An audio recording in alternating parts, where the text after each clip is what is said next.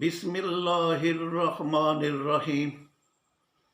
میرے آج کے قرآنی لیکچر کا عنوان ہے دین میں فرقے پرستشوں سے بنے۔ جیسا کہ میں اپنے لیکچر نمبر 109 میں بتا چکا ہوں کہ ملکی سطح پر اللہ کی حکمرانی کا ظہور دین و شریعت یعنی آئین و قانون کی صورت میں ہوتا ہے۔ دین سے مراد ہے دنیا کے ہر ملک کا غیر متبدل آئین جسے حکمراں اللہ نے صلاۃ، زکوٰۃ، انفاق فی سبیل اللہ، معروف اور منکر وغیرہ کی صورت میں قرآن میں دے دیا ہے، اور شریعت سے مراد ہے وہ متبدل قوانین جنہیں قانون ساز مجلس شورا یعنی عوام کی منتخب کردہ پارلیمنٹ دین کے استحکام کے لیے زمانے کے بدلتے ہوئے تقاضوں کے مطابق بناتی رہتی ہے۔ اس طرح دین و شریعت کے امتزاج سے مملکت کے تمام محکمے اور ان کے ذیلی شعبے اپنا اپنا کام کرتے رہتے ہیں۔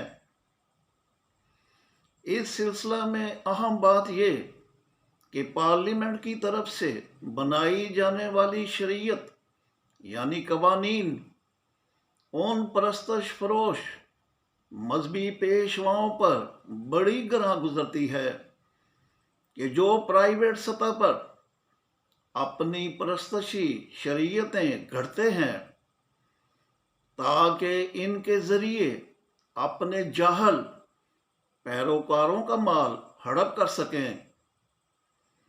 چنانچہ نبی آخر الزماں محمد صلی اللہ علیہ وسلم کو اس حقیقت سے آگاہ کرتے ہوئے حکمراں اللہ نے فرمایا،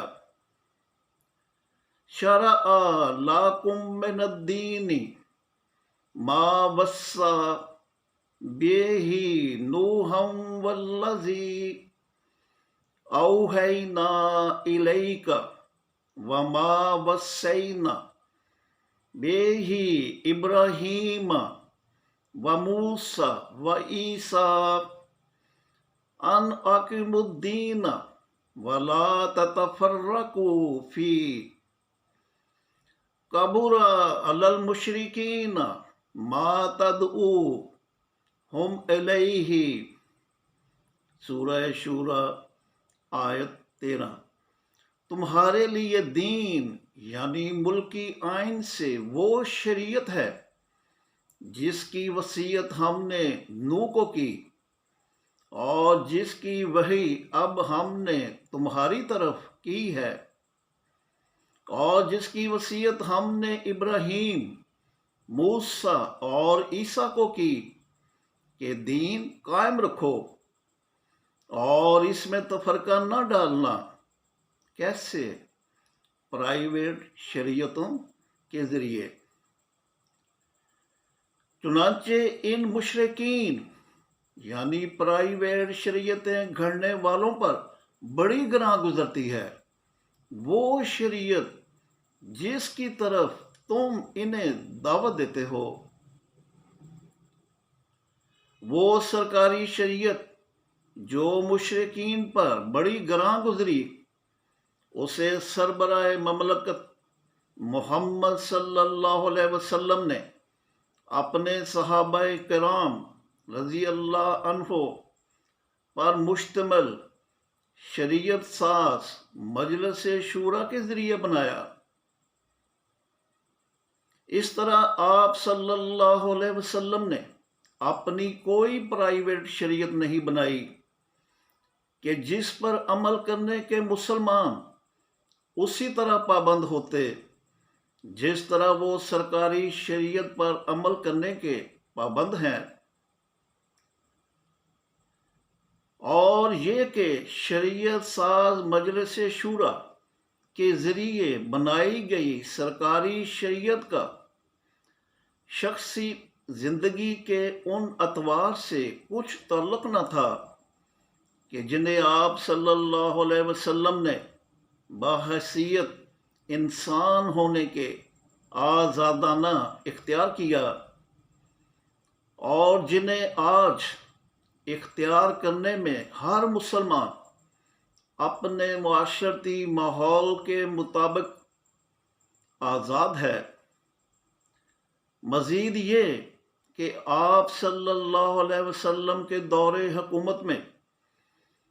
شریعت ساز مجلس شورا سے الگ مذہبی پیشواؤں کا کوئی گروہ نہ تھا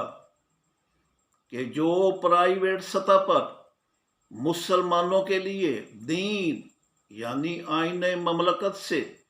پرستشی شریعتیں وضع کر کے فرقے بناتا۔ اور اب آپ خود ان لوگوں کی جرأت کا اندازہ لگا لیں کہ جنہوں نے محمد صلی اللہ علیہ وسلم کی وفات کے تقریباً 250 سال بعد اپنے طور پر اکٹھی کی گئی روایات کی بنیاد پر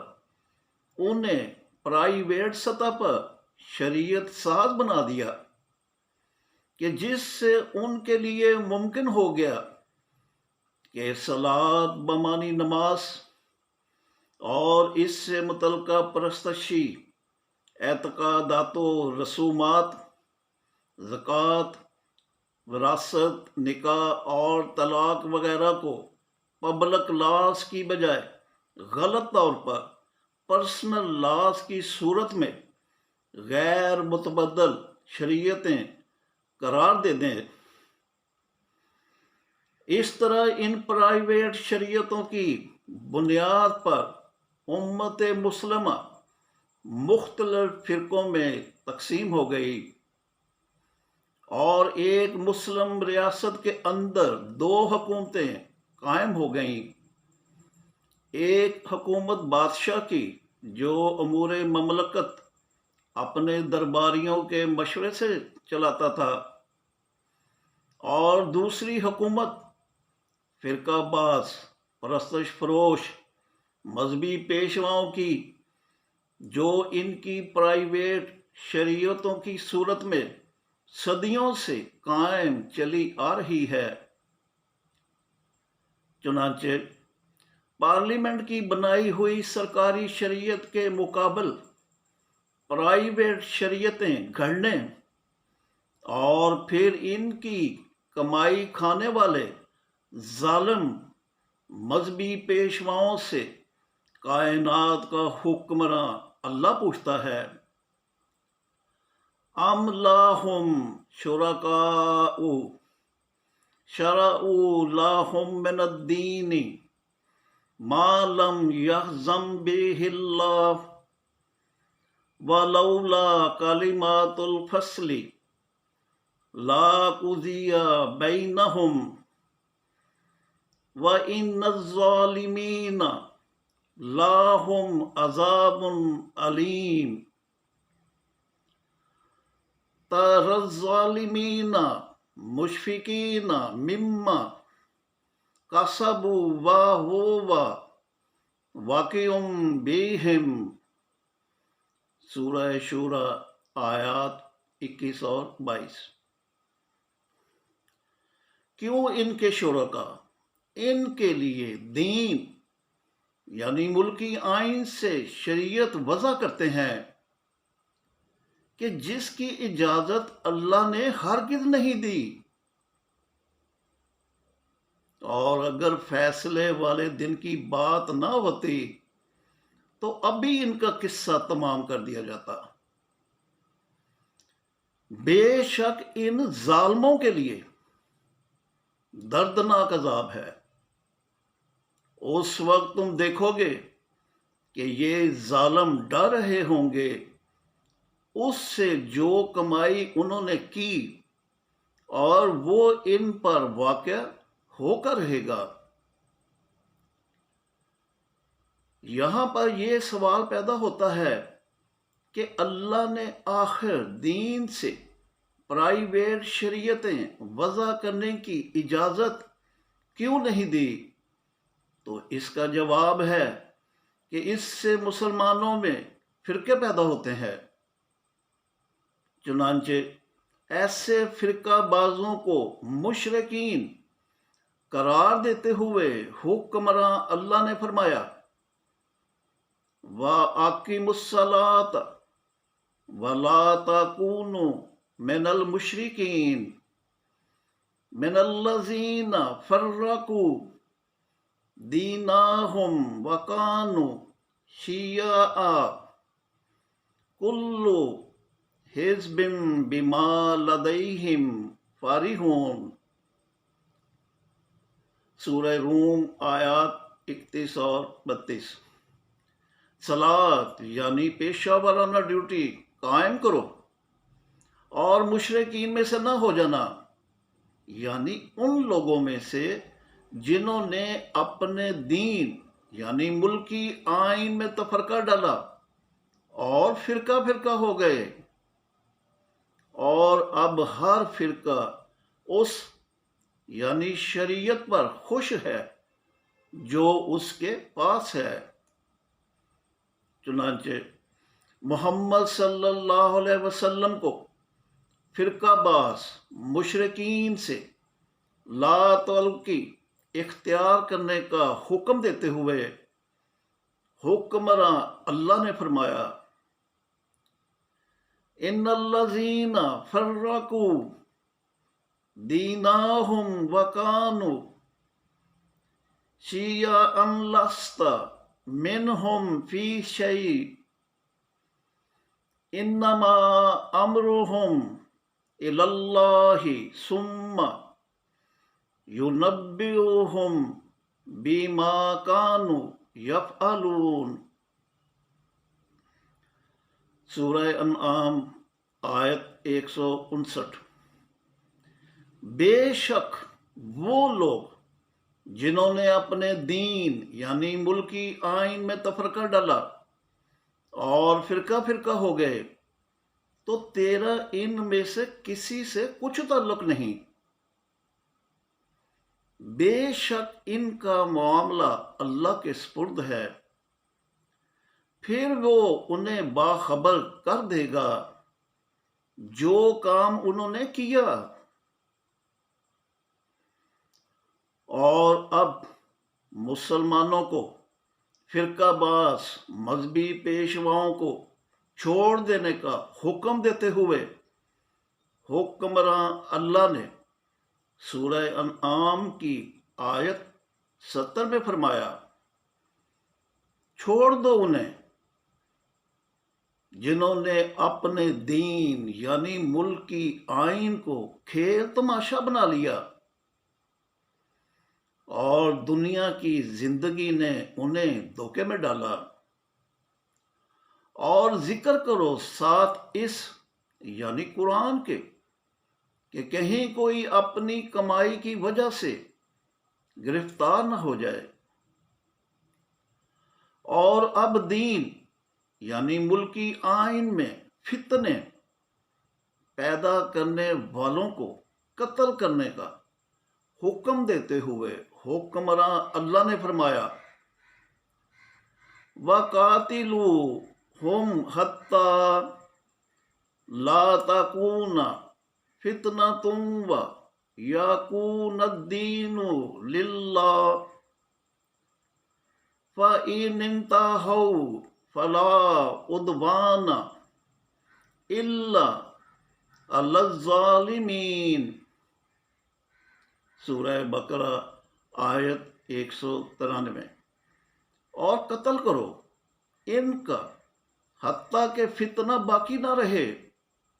اور دین یعنی آئین مملکت صرف اللہ کے لیے ہو جائے، پھر اگر وہ فتنہ بازی سے رک جائیں تو کوئی سختی نہیں سوائے ظالموں پر۔ اور اب تفرقہ بازوں کے اخروی انجام کے بارے حکمراں اللہ نے سورہ آل عمران کی آیات 105 اور 106 میں فرمایا، ان لوگوں جیسے نہ ہو جانا جو فرقوں میں تقسیم ہو کر اختلافات میں پڑ گئے بعد اس کے کہ ان کے پاس بینات آ چکی تھیں۔ یہی لوگ ہیں جن کے لیے عظیم عذاب ہے۔ جس دن کچھ منہ روشن ہوں گے اور کچھ منہ کالے، تو وہ جن کے منہ کالے ہوئے ان سے کہا جائے گا، کیوں تم ایمان لانے کے بعد کافر ہو گئے؟ تو اب اس کفر کا مزہ چکھو۔ چنانچہ ایمان والوں کو فرقہ باز مسلم کی بجائے صرف مسلم کے طور پر اس دنیا سے رخصت ہونے کی نصیحت کرتے ہوئے اللہ تعالیٰ نے فرمایا، یا ایھا الذین آمنوا اتقوا اللہ حق تقاتہ ولا تموتن الا وانتم مسلمون واعتصموا بحبل اللہ جمیعا ولا تفرقوا۔ سورہ آل عمران آیات 102 اور 103۔ اے ایمان والو، اللہ کا تقوی یعنی اسماء الحسنی بحد بشریت اختیار کرو جیسے تقوی اختیار کرنے کا حق ہے، اور تمہیں موت نہ آئے مگر اس حالت میں کہ تم مسلمان ہو۔ لہذا اللہ کی رسی یعنی دین کو مضبوط تھام لو اور تفرقہ نہ ڈالنا۔ کیسے؟ پرستشوں سے۔ لیکن ہم کہتے ہیں کہ نہیں، جب ہمیں موت آئے گی تو ہم صرف مسلم نہیں بلکہ پرستشیں اختیار کرنے والے حنفی، مالکی، جنبلی، شافعی، بریلوی، دیوبندی، سلفی، چشتی، قادری، شاذلی، نقشبندی، اطہری، شطاری، ملامتی، اشعری، ذکری، علوی، زیدی، اسماعیلی، بوہری، امامیہ اور نصیری شیعہ مسلم ہوں گے۔ ایسا تو ہم نے کہنا ہی ہے، اس لیے کہ ہمیں ہمارے ماں باپ نے بنایا ہی فرقہ باز پرستش یافتہ مسلمان۔ چنانچہ ایسے ماں باپ کو اپنے بچیوں کا قاتل قرار دیتے ہوئے اللہ تعالیٰ نے فرمایا، وَكَذَلِكَ زَيَّنَا لِكَثِيرٍ مِّنَ الْمُشْرِكِينَ قَتْلَ أَوْلَادِهِمْ شُرَكَاؤُهُمْ لِيُرْدُوهُمْ وَلِيَلْبِسُوا عَلَيْهِمْ دِينَهُمْ وَلَوْ شَاءَ اللَّهُ مَا فَعَلُوهُ فَذَرْهُمْ وَمَا يَفْتَرُونَ۔ سورہ انعام آیت 137۔ اور یوں بہت سے مشرکین یعنی پرائیویٹ شریعتوں پر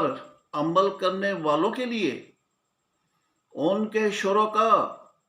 یعنی پرستش فروش مذہبی پیشواؤں نے ان کی اولاد کا قتل کرنا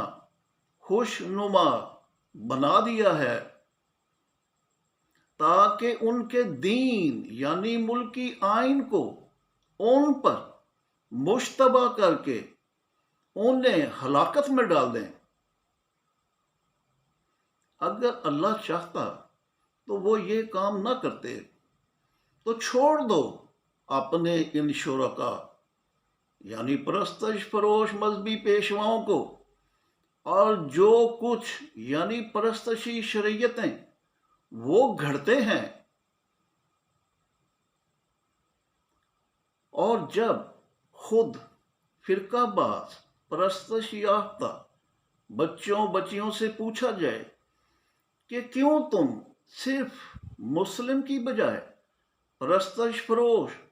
مذہبی پیشواؤں کے ناموں یعنی حنفی، مالکی، جنبلی، شافعی، بریلوی، دیوبندی، چشتی، قادری اور اسماعیلی وغیرہ کی نسبت سے مسلم کہلاتے ہو، تو آگے سے جواب دیتے ہیں کہ ہم نے اپنے باپ دادا کو ایسا ہی کرتے پایا ہے، اور یہ جواب حکمراں اللہ کو ہرگز قبول نہیں کہ جنہوں نے ان کے باپ دادا کو بے عقل اور بے ہدایتہ قرار دیتے ہوئے فرمایا وَإِذَا قِيلَ لَهُمُ اتَّبِعُوا مَا أَنزَلَ اللَّهُ قَالُوا بَلْ نَتَّبِعُ مَا أَلْفَيْنَا عَلَيْهِ آبَاءَنَا أَوَلَوْ كَانَ آبَاؤُهُمْ لَا يَعْقِلُونَ شَيْئًا وَلَا يَهْتَدُونَ۔ سورہ بقرہ آیت 170۔ اور جب ان سے کہا جائے کہ اتباع کرو اس قرآن کا جو اللہ نے نازل کیا ہے، تو کہتے ہیں کہ ہم تو اس کا اتباع کریں گے جس پر اپنے باپ دادا کو پایا، خواہ ان کے باپ دادا نے نہ تو عقل سے کچھ کام لیا ہو اور نہ ہی وہ ہدایت یافتہ ہوں۔ اور اب اس کا کیا کیجیے کہ محمد صلی اللہ علیہ وسلم سے منسوب عوف بن مالک رضی اللہ عنہ کی روایت نے کس طرح مسلمانوں میں موجود فرقہ بندی کو جائز قرار دے دیا، یہ کہہ کر یہود 71 فرقوں میں بٹے اور نصارہ 72 فرقوں میں بٹے۔ اس ذات کی قسم جس کے قبضہ قدرت میں محمد کی جان ہے کہ میری امت ضرور 73 فرقوں میں بٹے گی، جن میں سے صرف ایک جنت میں داخل ہوگا اور 72 جہنم میں داخل ہوں گے۔ پوچھا گیا کہ یہ جنتی کون ہوں گے، تو آپ نے فرمایا الجماعت سے التزام رکھنے والے اور میرے صحابہ کی اس سنت پر قائم رہنے والے۔ ریفرنس ہے ابن ماجہ کتاب الفتن۔ ملاحظہ فرمایا آپ نے کہ قرآن نے تو فرقہ بندی کو ممنوع قرار دیا ہے، لیکن اس پرشین روایت میں ایک فرقہ کی استثناء نے کس طرح ہر فرقے کو مطمئن کر دیا کہ وہ جنتی ہے اور باقی سب فرقے جہنمی۔ اور اب اس غلط فہمی کا شکار فرقہ باز مسلمان لگے ہوئے ہیں صدیوں سے ایک دوسرے کو جہنم واصل کرنے، اور اس طرح جتنا جانی اور مالی نقصان خود انہوں نے اپنا کیا، شاید ہی غیروں نے کیا ہو۔ یاد رہے صرف اللہ کا مسلم نہ بننا فرقہ باز پرستش یافتہ مسلمانوں تک محدود نہیں، بلکہ اس میں پرستش یافتہ یہودی اور عیسائی بھی شامل ہیں، کہ جنہیں خود کو صرف مسلم کہلانا تھا، کہ موسیٰ علیہ السلام اور عیسیٰ علیہ السلام کی طرح سب انبیاء علیہ السلام مسلم تھے، جیسا کہ محمد صلی اللہ علیہ وسلم کو مخاطب کر کے اللہ تعالیٰ نے فرمایا، هو سماکم المسلمین من قبل وفی ھذا لیکون، سورہ حج آیت 78۔ ہم نے تمہارا نام مسلم رکھا اس یعنی قرآن سے قبل اور اس قرآن میں بھی۔ چنانچہ مسلم بننے کے لیے محمد صلی اللہ علیہ وسلم کو مخاطب کر کے اللہ تعالیٰ نے فرمایا، قل آمنا باللہ وما انزل علینا وما انزل علی ابراہیم و اسماعیل و اسحاق و یعقوب والاسباط وما اوتی موسیٰ و عیسیٰ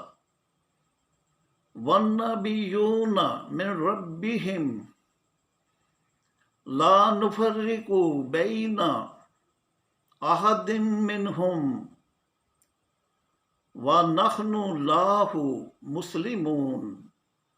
سورہ آل عمران آیت 84۔ اے محمد کہہ دو کہ ہم ایمان لائے اللہ پر اور اس یعنی قرآن پر جو ہم پر نازل ہوا، اور اس پر جو ابراہیم، اسماعیل، اسحاق، یعقوب اور ان کی اولاد پر نازل ہوا، نیز اس پر جو موسیٰ، عیسیٰ اور دیگر انبیاء کو ان کے رب کی طرف سے دیا گیا، اور ہم ان انبیاء کے درمیان کوئی تفریق نہیں کرتے، اور یوں ہم اللہ کے مسلم ہیں۔ اس آیت میں جو اللہ نے محمد صلی اللہ علیہ وسلم کے اپنے سے پہلے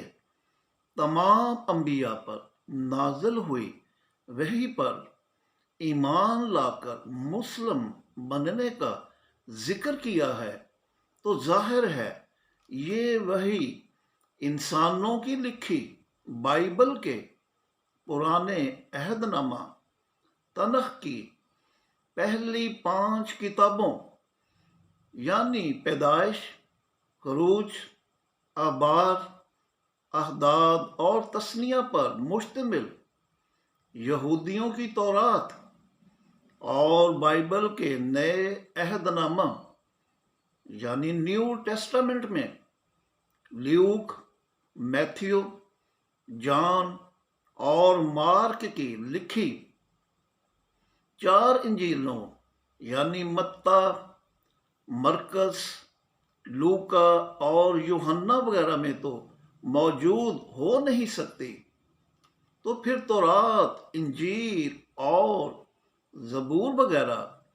اپنی اصلی حالت میں اس وقت کہاں موجود ہیں؟ یہ کتابیں اب اللہ کی واحد کتاب قرآن میں موجود ہیں، جیسا کہ خود انہوں نے فرمایا، لم یکن الذین کفروا من اہل الکتاب والمشرکین منفکین حتی تأتیہم البینہ رسول من اللہ یتلو صحفا مطہرہ فیہا کتب قیمہ،